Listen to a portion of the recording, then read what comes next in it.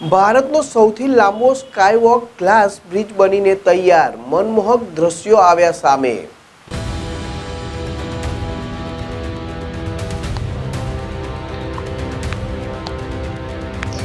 ભારતનો સૌથી લાંબો સ્કાયવોક ગ્લાસ બ્રિજ બનીને તૈયાર, મનમોહક દ્રશ્યો આવ્યા સામે।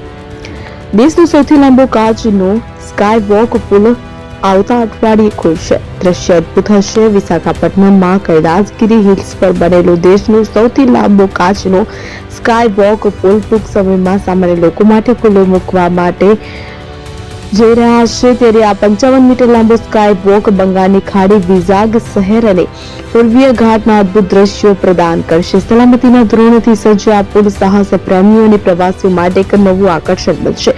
વિશાખાપટ્ટનમને પ્રેમથી વિઝાંગ પણ કહેવામાં આવે છે। ત્યારે બંગાળની ખાડીની નજીક આવેલું આ શહેર પ્રવાસીઓની અપાર સંભાવના ધરાવે છે કે આ શહેર હવે પર્યટનની દુનિયામાં વધુ એક નવી ઊંચાઈને સ્પર્શવા જઈ રહ્યું છે। આવતા અઠવાડિયે અહીં કૈલાસગીરી ટેકરીઓ પર દેશનો સૌથી લાંબો કાચનો સ્કાયવોક બ્રિજ ખુલવા જઈ રહ્યો છે। આ સ્કાયવોક બંગાળની ખાડી, શહેરની સ્કાયલાઇન અને પૂર્વીય ઘાટની અદભુત ઝલક આપશે।